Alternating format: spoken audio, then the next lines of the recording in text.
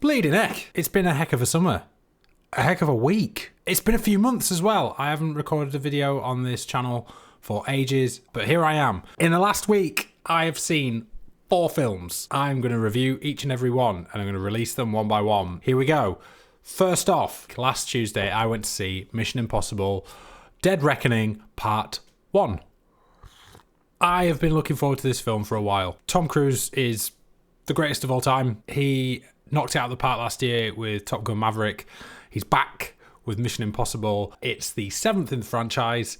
It stars Tom Cruise, Simon Pegg, Rebecca Ferguson, and a bunch of other amazing people. From what I remember, the story is that there is an AI capable of a lot of destruction. It's nowhere and everywhere. They have to, basically there's a MacGuffin in the film that is 2 parts of a key that join together that will eventually, in a circumstance, be able to turn it off or destroy it, something. It's a really long film, and it's also probably my favourite. Ooh. Is it my favourite out of the 4 I've just seen?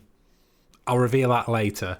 But I really do like it. I love this film because it gripped me. It was a really interesting story. It was very much something to do with our time now. Funny that it was made a long time before ChatGPT became a thing.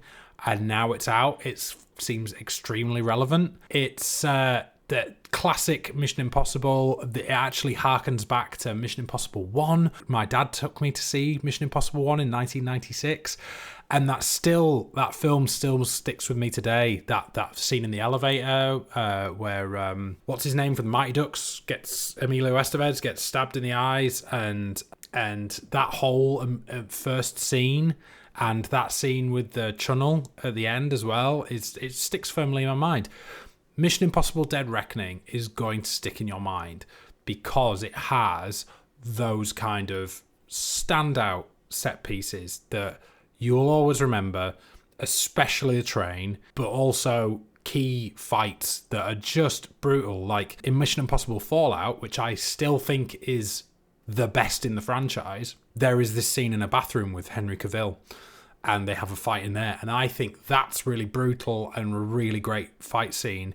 In this film, there's a fight in an alleyway, a really tight alleyway. It's between Tom Cruise and Lasso from Guardians of the Galaxy is fighting him, and this other bloke, and so there's like 2-on-1 fight in a tight little alley with iron gates on either side, and it's brutal and so amazing, and I was just blown away about how it was shot. So action-wise, there's so much here, and if you're really into action films, Mission Impossible is obviously a good go-to. Throughout the franchise, there have been films that have been good and films that are not so good.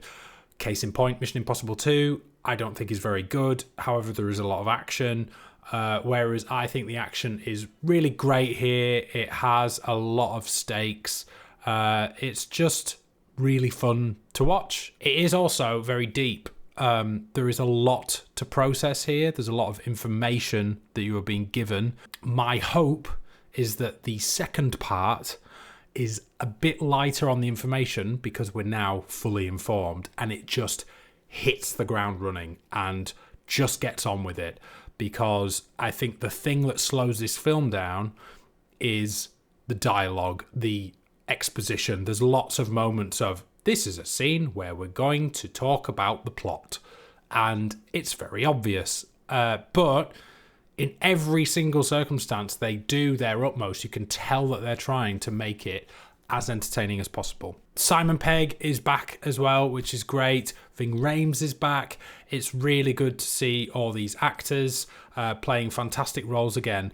But my biggest shout out of this film has to go to the ladies. Rebecca Ferguson.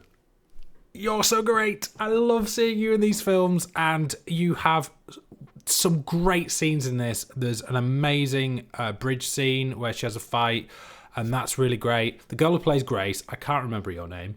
You're brilliant. This was like, not only is she brilliant in the film, the character is really well written. Like, you can believe that this person is this, person who has no understanding of the IMF, yet has the skill set to join and beds in really well. But when she initially starts doing things with Tom Cruise, she's new to this, and there are fumbles and failings, and it leads to one of the best scenes in the film with a little tiny Fiat and Tom Cruise and her handcuffed together. It's fab. Has this great payoff, great chase scene around the city.